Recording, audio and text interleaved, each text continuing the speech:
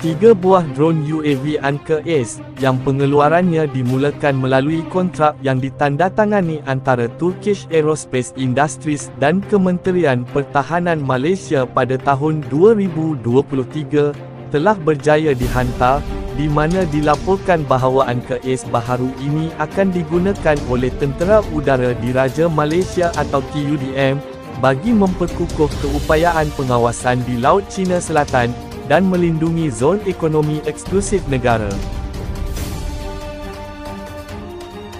Walaupun setakat ini tiada pilihan persenjataan disertakan dalam pakej tersebut, yang merangkumi stesen kawalan darat, serta sokongan peralatan dan latihan, tetapi pilihan tersebut boleh ditambahkan mengikut permintaan TUDM di masa hadapan, di mana Turkish Aerospace Industries berjaya memenangi tender tersebut dengan mengatasi syarikat-syarikat dari China, Amerika Syarikat, dan Itali, dalam tender yang dibuka oleh TUDM, pada tahun 2020 lalu.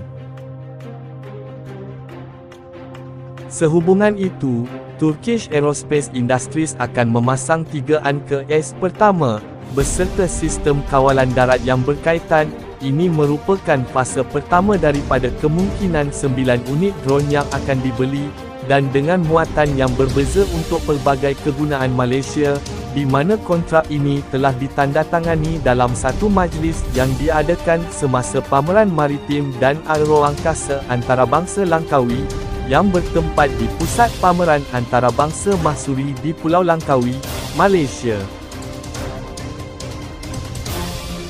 UAV yang dibeli oleh Malaysia ialah Anka Ace versi Satcom, iaitu drone yang boleh dikendalikan melalui satelit, di mana dengan keupayaan ini, Tentera Udara Diraja Malaysia turut mampu melaksanakan operasi di luar garis pandangan atau BLOS, dengan unit pertama Anka Ace telah dihantar beberapa bulan lebih awal, daripada tarikh penghantaran yang ditetapkan dalam kontrak, iaitu pada September 2025.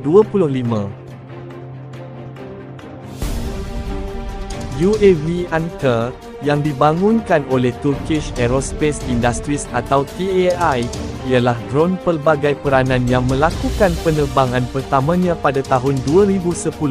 berkeupayaan melaksanakan pelbagai tugas berprestasi tinggi, seperti peninjauan, pengawasan, pengesanan sasaran pegun dan bergerak, serta pengenalpastian melalui kamera beresolusi tinggi yang terintegrasi, di mana ia mampu beroperasi siang dan malam, termasuk dalam keadaan cuaca buruk, serta boleh membawa sehingga 350 kg persenjataan dan muatan berbeza di bawah sayapnya yang mempunyai lebar 17 meter, manakala UAV ini turut mempunyai keupayaan pendaratan dan penerbangan secara sepenuhnya autonomi, dengan tempoh misi melebihi 30 jam dan ketinggian operasi sehingga 30,000